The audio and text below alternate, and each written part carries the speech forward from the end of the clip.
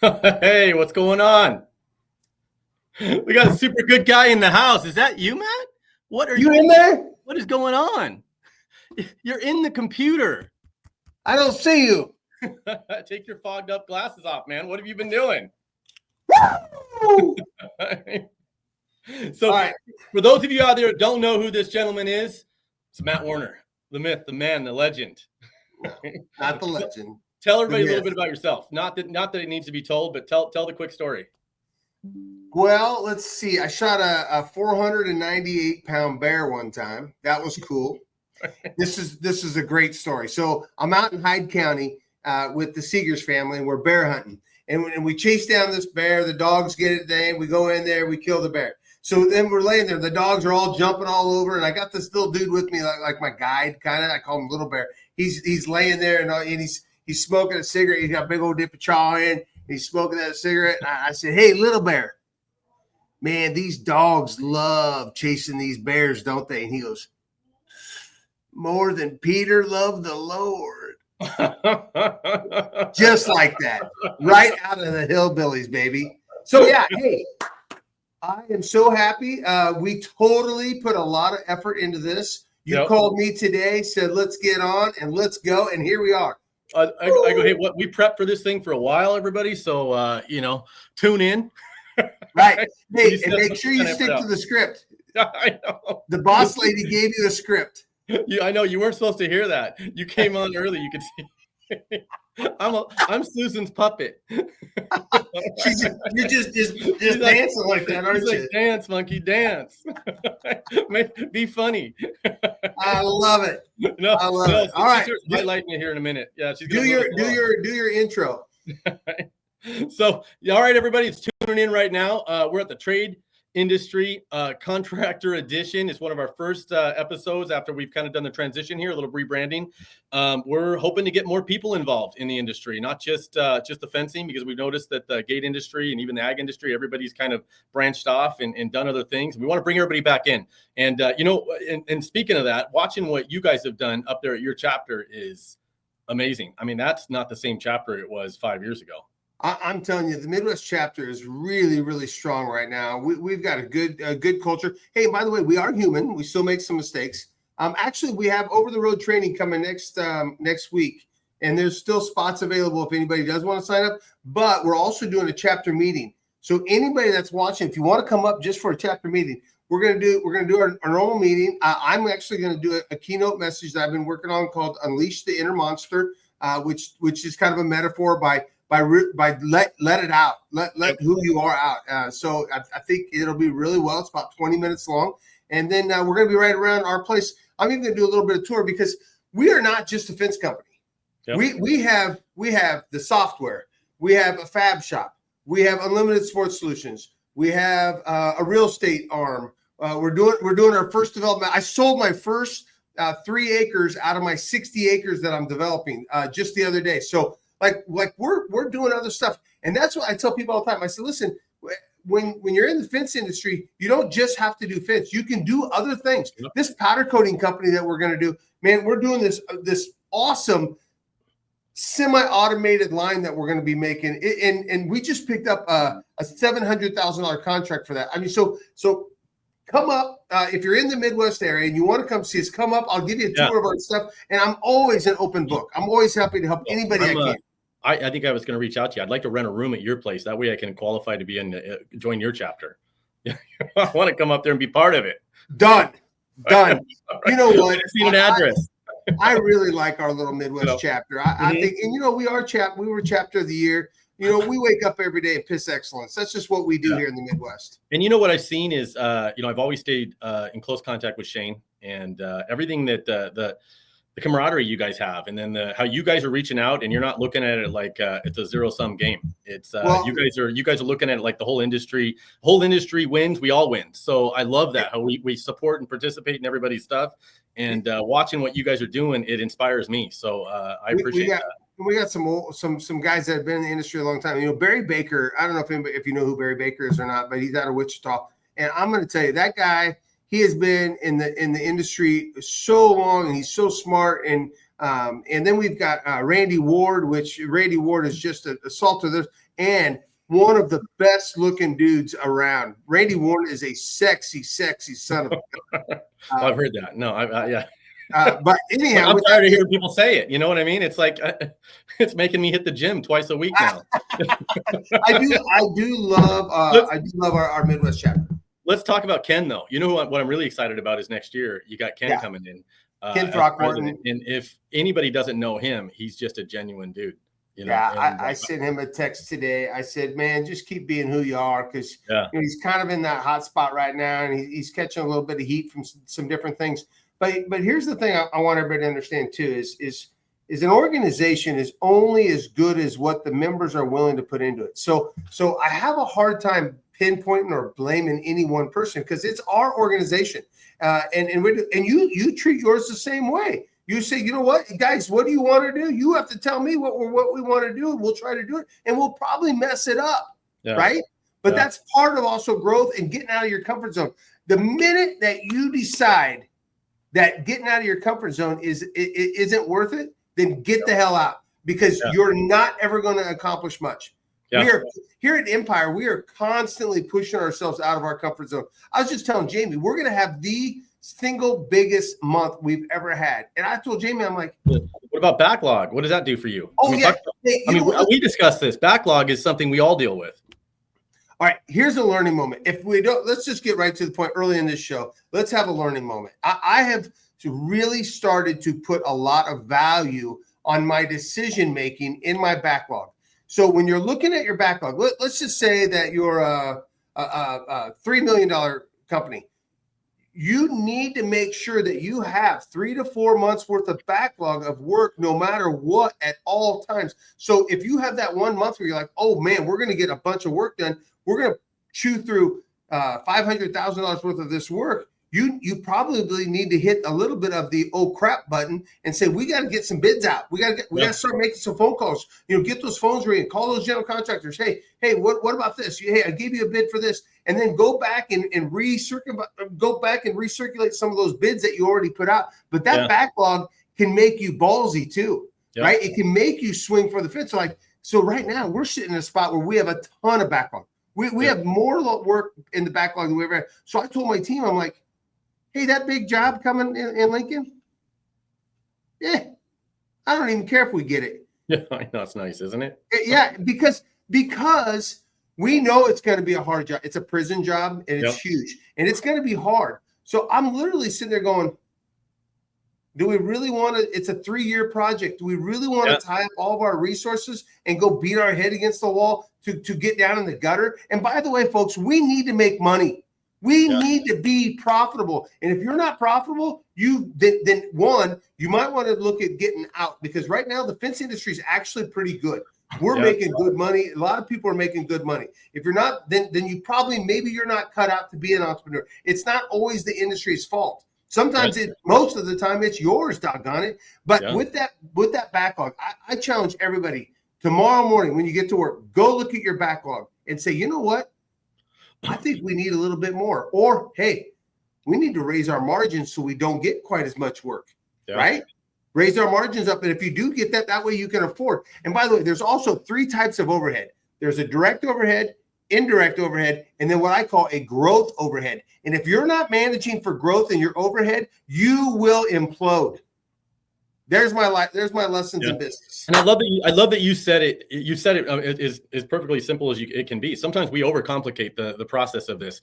Okay, if you've got more work than you can get done, raise your price. I mean, that's all there is to it. You don't have to stop bidding. You bid, and maybe you stop bidding the stuff that's outside of what you would, the easy stuff to do. Like, we've narrowed it down now because we've got enough work backed up. We've narrowed it down to basically these 6 styles of fences that we install. And, those are our most popular ones. And unless we get down below a certain number of jobs, then we don't bid the other stuff that's a little more complicated. So I love that. And raise your price. You don't need to be a mathematician to do this. Raise your price if you have to, so you're not just passing on the work and not bidding it and getting bad reviews for not making your quotes either. Hey, I got to tell you, I had a friend of mine, a new friend. His name is Tony Rossi. He lives way up in the Northeast, like almost Canada, in Washington. He came in, flew in from a Monday morning meeting. And here's the other thing that I love that's going on in the industry is there's so many people that are willing to help, that are willing to teach, and that are willing to coach. There's tons of videos. There's tons of things. I've opened up my Monday morning meetings to anybody that wants to come in anytime. Matter of fact, I've even gone as far as saying, listen, if you fly into Omaha, I will pick you up, or my team will pick you up. We will put you in a hotel. I will feed you. I will take care of you, and I will be an open book for you. Tony Rossi, young little lad, he's up there trying to run a $2 million fence business. He flies in, and he left so excited. But we spent time talking about backlog, talking about profit, talking about, hey, bid that fence over there and add another 7 or 8% on top of your normal because you have enough backlog. Yes. That gives you power. Yep. Yeah, I agree. And I don't think enough people focus on that. They don't even look at it. But it's a conversation that comes up all the time with your salespeople, because salespeople often is disconnected from the field, right? The people that are actually scheduling it. So how many times do you get asked, hey, can we squeeze this job in? Can we do this? Can we do that? It's amazing how little everybody knows around the company about the backlog, but how important it is for the salespeople. They're doing it. And don't forget, one of my absolute favorite quotes is most people will overestimate what they can do in 1 year and underestimate what they can do in 5 years. So fill up that backlog. Let's push on the gas and let's go win.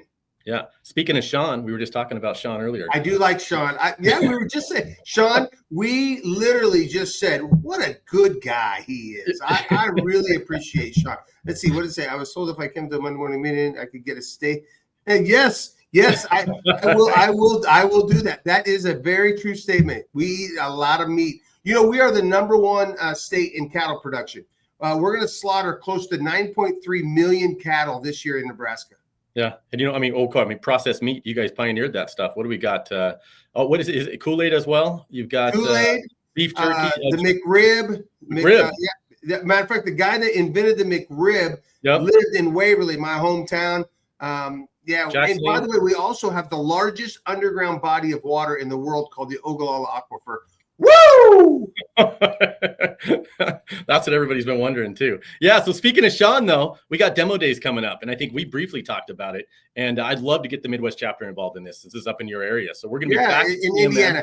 Now, don't forget, we're not Indiana. We're Midwest is over on the other side. It's Nebraska, Kansas, Oklahoma, Missouri. Well, I'm just starting to learn what the Midwest is, because I always considered anything on the other side of Texas was the East Coast. Yeah. I don't know. So I'm like, you're on the East, right? They're like, no, I'm in the Midwest. What the hell is that? I'm like, fine. Yeah, Ohio likes to think they're in the Midwest too, and I always tell them you're not the Midwest. I feel you're like some battles going on in cornfields. You're the Mideast. You're the Mideast.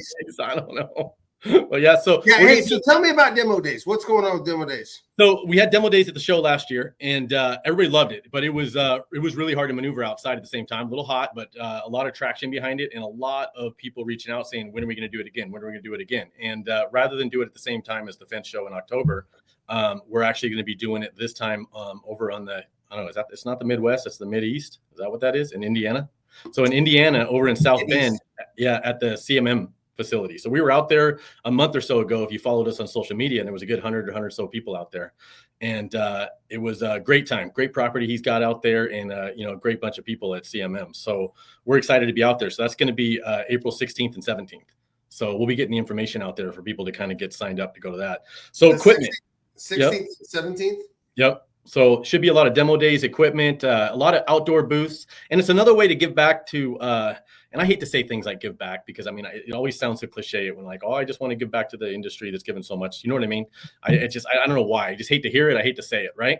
Because it just sounds fake to say it. But in this case, it's another way to say, I want to give back to the people that have been supporting us at the fence show and all this. And I realize how expensive it is for people to, and I don't think a lot of people realize that when they go to the shows, how much money you guys all put out to go and be exhibitors at these shows, whether it be Fence Tech or our show or whatever it is. So we want them to have a place where, maybe the booths are a fraction of the cost, right? And it's a 10 by 10 tent outside kind of thing, but we could still have the same draw of people, the same, same environment, and everybody having a good time, and bring some new people that couldn't travel all the way to the West Coast. It's weird. You know what I found about you guys back there? You guys will drive 12 hours in your car, but a 4-hour flight sounds horrendous. So it's like, Yeah, I love driving. So I tell people all the time, it just doesn't bother me. But I grew up in a tractor going 4 mile an hour for like 16 hours a day. Yeah. So in order to get in a car and go 75 or 80, Yeah. I'm all about it. What would a contractor say? This is us, man. Susan's going to be pulling up. I don't know if you remember, we had this before, but Susan's going to be pulling up some questions. I haven't seen these yet. I know Matt hasn't seen them if I haven't. And these are questions from Fence Industry Only group on Facebook. So you can actually go on and see what some of the comments that other people said. So we'll let you take this first one, Matt. Hello. So I just got my first couple of jobs that will require core drilling. I've never used a core drill, so I need some pointers, type and installation. Not looking for someone to price my job, just looking for advice.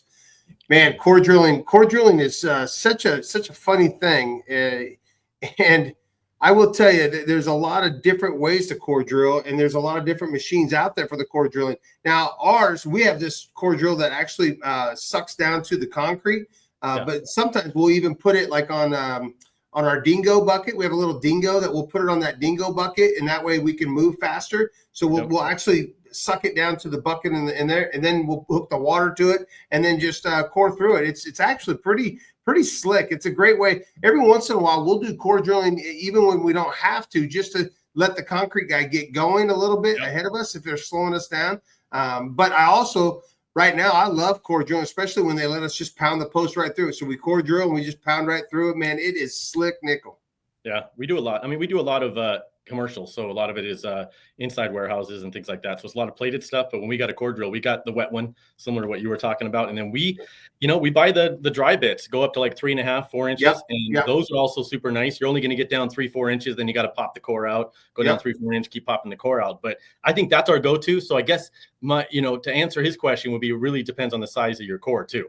I mean, if you got to do a 12-inch core, then you're talking about a wet drill, right? But if you're going down to like 2-inch for some handrail, or even 3.5 inch for just a regular fence, you probably can just use a Bosch or a Hilti large hammer drill with a nice diamond bit, right? Dry one. Yeah, so dry bit. Oh yeah, we have some dry bits too. Yeah, I agree. Well, that's really cool, Brian. I didn't know you were doing this. This is kind of cool. Yeah. So we got Jay. Jay from Fence Industry Only. Any commercial guys, gals, figure out a real solution for the fall protection or restraint of modular retaining walls. It's interesting. See, and this is what I was saying about how we need to reach out to more people that are really connected to our industry, that we're not bringing in enough. Wall guys are doing a lot of iron, believe it or not, and a lot of chain link and things like that. So I'm excited to see them interacting in our groups. But so they need a place to go, just like the rest of us, and communicate. So we have a few methods of how they do it. We've used over the last 20 years, but I've had safety guys shoot all of our ways down, unless an engineer gets involved to test compaction, anchoring, anchoring is their lifeline support, looking for a new portable way to get this done. Man, I don't know, man. You might have some solutions, but yeah, I guess I don't understand the question. Are we talking about tying off, or are we talking about the soils compactions and stuff? I think he's trying to avoid having to deal with the regulations or dealing with the engineers getting involved, which if you come from an area like we are, where it's really over-regulated, you get an engineer involved, you're talking about 3-4 months of your thousands of dollars, 3-4 months of your time, and rejection after rejection. Here's what I tell all of our people. It's that safety guy's job to help you, not to hinder you. So I always say this. I mean, we have a safety guy. We have 2 safety guys the full time. That's all they do. But I always tell our guys, hey, if you ever catch somebody doing something wrong, I'm going to be pissed. We want to educate them to do it right. So what I would recommend, Jay, is go to that safety guy and just tell him, say, hey, here's what I'm up against. Here's what I'm trying to accomplish. And if we do this, I feel like I'm putting myself in more danger than if we do this. So can you help me come up with a solution? I always think it's better to work together than to try to come up with it. And by the way, you don't have to come up with it on your own. You don't have to. They can help you. All safety guys should be helping each other. And I wonder if this is, I mean, like we have we have a pretty close relationship with our, we have a kind of a joint workers comp thing that's like one for the industry over here in Nevada that we joined, which is a little just like self-funded kind of organization. So we get pretty good rates and stuff from it. They have a safety guy that comes out and inspects our place. And it's way better to have your guy do it, your insurance company, because they're going to come out and say, hey, you should have a cover on that outlet. You should put these signs up, and you're not getting some sort of violation. They're catching you before we get we get annual inspections for our hot works permits and all this stuff. So, and by the way, Brian, they want to help you. Your insurance company wants to help you because they don't want to claim. Yeah. Believe it or not, folks. So we lean on them all the time for DOT, trailers, all that stuff. We lean on our insurance company all the time. Even mental health. They'll even help you with some of your mental health stuff because they don't want people hurting themselves or getting hurt. Yeah, human resources. I mean, you wouldn't think it because sometimes people are afraid to call. We call our insurance. We have a couple of guys at the insurance place that we call, and we have them come out and do inspections on things for us. We volunteer them, ask them to come out. So definitely get involved in your insurance company. Whoever's doing your general liability or your workers' comp probably has safety guys on payroll ready to go. So give them a call. Connor Taplin. Anyone Rock have breakers? Rock breakers. Oh, rock breakers. What are they talking about here? SEO 1T100. We don't use those, but these must be mini Bobcat things. Is that what you got? Yeah, a breaker, but that's not a rock breaker. What I call rock breaker is an air actuated hydraulic counter that you break it with. But man, I got to tell you, we have one, but that thing, ours is like 30 or 40 years old, and it's just like an iron tank, and it just keeps on ticking. It's amazing. Yeah. We use new stuff. We use like the jackhammers with big compressor we pull behind 190 or whatever it is, and that's typically what we use. We've tried to use some of the smaller gas-powered stuff. It just doesn't. For us, it doesn't work just because of the ground conditions, and the guys tear them up. And we found that if we give them those big, indestructible ones that weigh 90 pounds, they don't break them. You give them, you want to go buy the nice ones with even the electric jackhammers with the nice handles and everything for them to hold on to. First job, they put it up against a wall, let it fall, bust the handles off, and you're just like going, okay, guys, no more of the 40-pound ones. You're now back to the 90-pound ones that you don't break, right? But hopefully that answered their questions. But yeah, that's pretty cool. Well, we'll probably go back and tag them in the video as well and make sure they know that we tried to answer their questions. I appreciate that. What else you got going on, Matt? There's all kinds of exciting stuff. Oh my goodness. So, we're getting our new powder coating company. It's really rocking. We're getting that going. Unlimited Sports Solutions is just rocking it. They're having an outstanding year. That's the arm that does all the sports equipment, the netting, foul poles, dugouts, press boxes. We're really growing that. We're going to be introducing a CIP program, certified installer program, where if we're going to train you, and then if the contractors use a certified installer, we'll extend the warranty because we know it was installed right. So that's going on. I'm really having one of those years where clarity is really clear. This morning we were in an officer meeting, and I told everybody, I said, even the stressful moments are pretty easy right now for me. So I just really think that my mind is clear. I'm clear. I know where we're going. We have so many great people. I'm constantly in like John Maxwell's leadership books. I'm learning so much that it's just been a real blessing of a year. I feel very honored and blessed that I get to work with all the people in our that we have working for us. Is that John Maxwell? Is that where the Whitakers are at right now? Yeah, they are. Yeah, actually, this is the book I'm on right now. This is. I thought I saw something about that. Yeah. Yeah, developing leader. We're actually doing that. Some of my guys are doing that with Robert and Michael. They're out there. Robert and I have become good friends, and we kind of lean on each other and push each other in that leadership space. That's kind of the area I really like to be in. It's something that I just don't get tired of. I talked to him today. I talked to Michael today. He's going to be on the show next week. Oh, so, good. Yeah. So I always say, whenever I'm with them, I always say I'm the cream in the Whitaker sandwich. Those two dudes, because they're twins. Yeah. And then you got little old Mateo stuck in the middle there. So you weren't though. Obviously you're probably really focused because you took a good solid nap today. But you weren't. I did. What? Don't judge me. Well, you're going to take a coffee nap though, right? Pretty soon. Oh my gosh. All right. So everybody out there, listen, Brian told me this thing. I'm going to do it tomorrow. And so if you see this show, if I'm friends with you on Facebook, I'm going to post how it did. But here's what Brian challenged me to do. I'm going to pound a large double espresso coffee. Just a cup of coffee. I don't know. I've never tried a large double. No, I'm going all in. I'm going big or going home. And then I'm going to take a 20-minute power nap. And they say that when you come out of it, you're like, whoa. So I'm going to see what happens. It's because you don't get an instant rush from the caffeine, right? So it takes a good 10, 15 minutes sometimes to kick in. So that means you go straight, you could still fall asleep. But then when you wake up, you are just like, boom. It feels like you just slept for like 6 hours. I am a 2 o'clock napper. I like my 2 o'clock naps, man. That's just how I roll. And you know what? Everybody knows it. But I get up early. I get going. My day gets going around 3:30 or 4. Yeah, and you don't want to end it at 2 just because you're a little drained. I mean, sometimes that 20 minutes closing your eyes makes a difference. But I love that you said you're doing other things. And earlier on, you were saying that, hey, you don't have to just do fencing. And you can, and I think sometimes we get so fixated on thinking that this is what we have to do for the rest of our lives. And you're a lot like me. If somebody told us to stay in our lane, we're like, well, you better build a bigger lane. Yeah.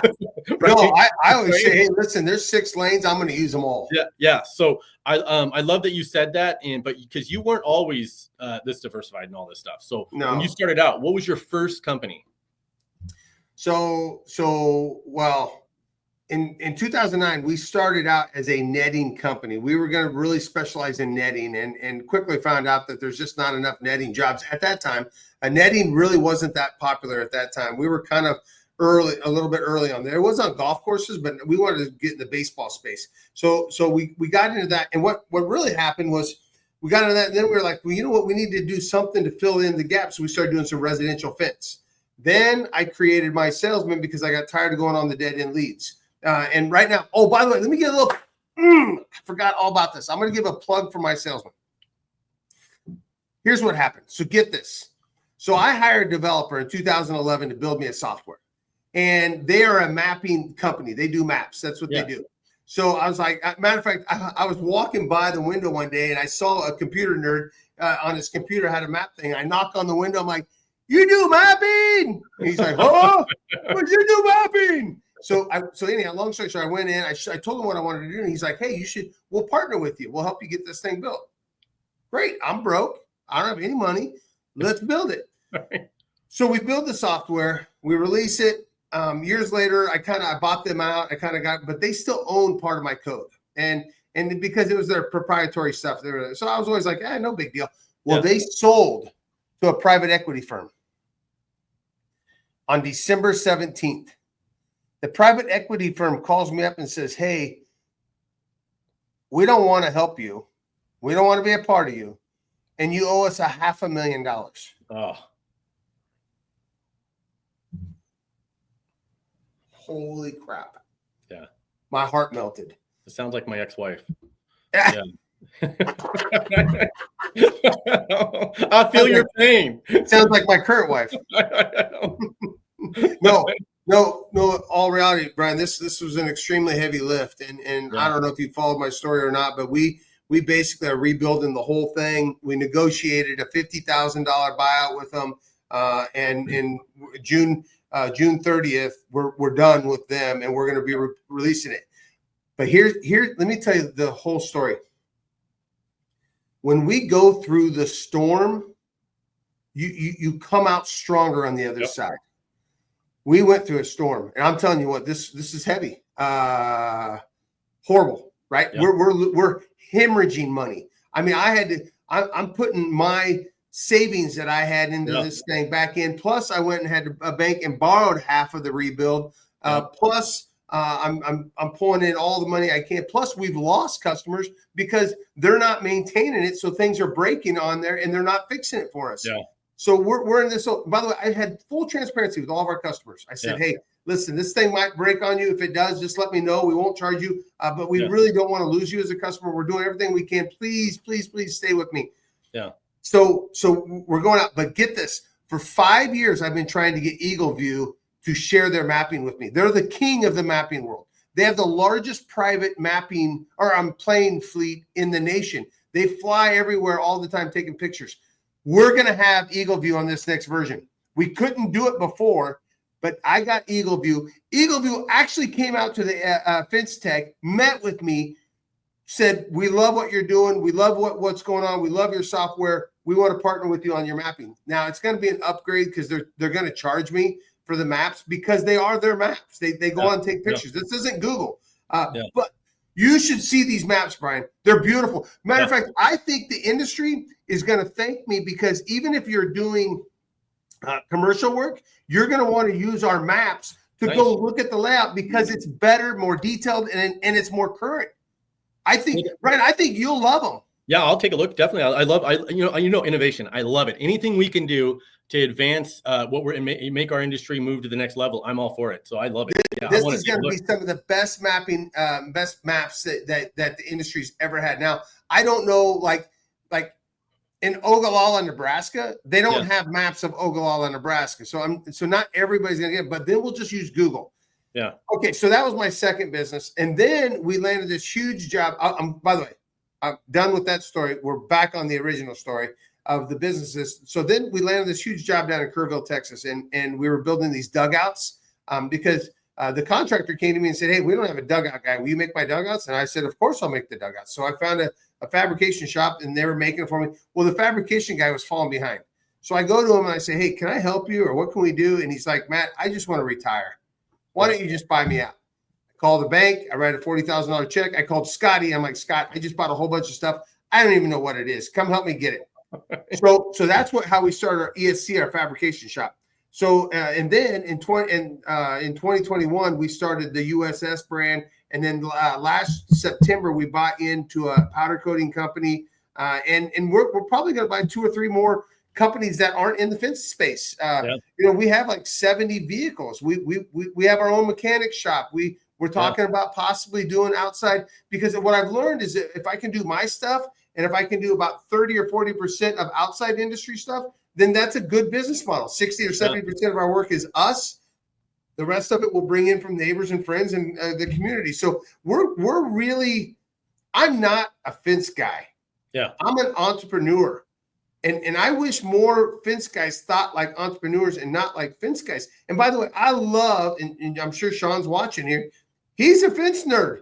Yeah. I love that. I love it. He's really good at that. Me, I'm a business nerd. I want to study business, and I'm very passionate about culture. If I had to say that I wish I could leave a legacy in the industry, it would be culture, taking care of your people in the Monday morning meetings. Yep. That's what I want to leave to the industry as a gift. And we're going to still do, we talked about this at Fence Tech when we were down there in Salt Lake. We're still going to pull off a one-man Monday morning meeting to show everybody that these Monday morning meetings you don't have to have 15 people to do it. Nope.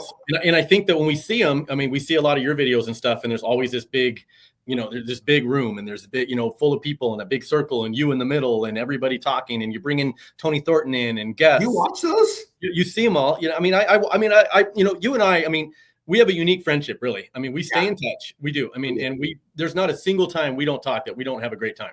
No, that is true. To where we see each other's name. I mean, I see your name and I'm like, I want to grab it. Yeah, what's up? And it's a positive conversation. So I love. I think I answered today in 2 rings. Yeah, and I love it. And we don't even look at the phone what time it is. I'm just like, what? I call. Hey, what up? Right? And it's nice, but I like what you're doing, and I like to see that. And I think I told you, though, I think what would be great is to show people that you don't need 15, 20 people to get that same kind of energy. And sometimes you might start with 1 or 2 people, and that's all you have. I mean, I have a good friend of mine that has a very small business, and he has three people, and the 4 of them get together every Monday. They do a life skill, leadership skill, and a safety topic. And it's just the 4 of them, three people and him, and they do it. And he goes, we love it. It's already changed who we are. And he goes, everybody's on the same page, and we're rowing the boat. And it's so important to make sure that you don't lose track of who you are. Yeah. Be who you are and let your people know. Our people know who I am because I'm with them every single Monday. Well, let's wrap it up with people. Let them know again about your event you got going next week. Is it next week? Yeah, so next week we are doing over-the-road training for the AFAs coming to Waverly, Nebraska. If you're interested in being on that, let us know. But Wednesday night we're doing an AFA chapter meeting. We're gonna have a dinner. I'll be the keynote speaker. Which, if you don't want to come for that, leave early because I might put you to sleep. But you know what? And this whole industry right now is really trying to do a better job of training and helping educate people. And by the way, that did not happen in 2009. Did not. Yeah. Nobody ever helped me out. Yeah. As a matter of fact, everybody was mad at me. It's like, oh, you're my competition now. And I'm like, I'm just getting started. I'm trying to figure out how to. By the way, so Sean, if you're on here today, you had a vinyl fence that you were looking at, and I started laughing because I was like, "Oh crap, that looks just like a couple of the fences I put in earlier today." When you got somebody making a video tearing apart a fence, and you look over, you're like, "Okay, don't take the camera any further left so they don't see my fence sign." Yeah, I was like, I wanted to text Sean and say, "Did that have an Empire sign on it?" Is that I built that. I built the fence just like that. I was in the car once and I saw this fence alongside the road and I was like, oh, look at that. You see that? And all of a sudden I remember, I think my wife was in the car, looks over and then I realized that because it was a crappy looking fence, I look over and then I see my fence sign. I'm like, what? She goes, what? Never mind. Nothing. I love it. Well, I will tell you though, I hope we give each other grace in the industry also that sometimes we just make mistakes and we do things and sometimes we say things. But, I had a young man call me today and he just needed a friend and an ear to listen to. And the number one thing I told him is Stephen Covey talks about the speed of trust. And one of the first things you do is you do what they call straight talk. Yep. And Brian, I give you my word. If I ever have a beef with you or a problem with you, I'm going to call you up and say, hey, what the heck is going on here? Because I think that's the greatest friend to be, is to be somebody that say, you know what? If somebody ever says, hey, Matt Warner was talking about you, they're more likely that person will be like, I know, because he called me also and he talked to me about it.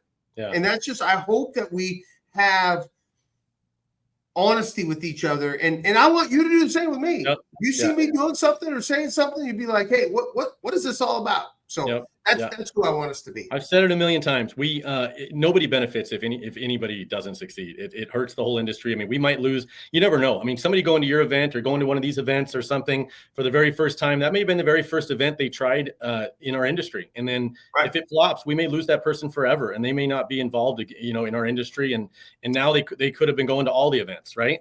And now they said, well, I went to one of those industry events and it was a flop, and I'm not going to waste my money anymore, and I'm not going to go travel. There was no networking. There was no whatever it was, right? So anyway, it's important that we all succeed. There's no doubt, especially on what we're trying to achieve. So hey, I appreciate it, Matt, coming on. It was awesome, like always. All right. Are we done? That's it. We're gonna wrap it up. I appreciate it. All right, everybody listening. Thanks, Brian. One more thing. Yeah. I got to tell you, I'm so incredibly happy for you to be able to go to Greece. And the look on your wife's face just gave me goosebumps. And I think, I posted something on Facebook the other day about living in the moment and really knowing where you're at and who you are. And I think I get that better than I ever have in my life. And I think that you get it too, my friend. And when I saw those pictures, I was goosebumps happy for you. And I knew that you and your wife were having a good time. And I literally was like hugging you through the phone saying, soak it up, baby, and have fun. Awesome. And I hope that more people out there spend more time living in the moment and being where they're at and not trying to be somewhere else mentally. Be where you're at and enjoy the people in your circle. And I enjoy that. And that's what I enjoy about watching you. Yeah. And I always say there's never a good time to take off. If you're waiting for the right time in the fence industry or whatever industry for you to have 10 days off, it's not going to happen. It'll never happen. Right. Cool. Just do it. Yeah. I'm proud of you, buddy. All right. Thanks a lot for coming on. We'll talk to you. See ya.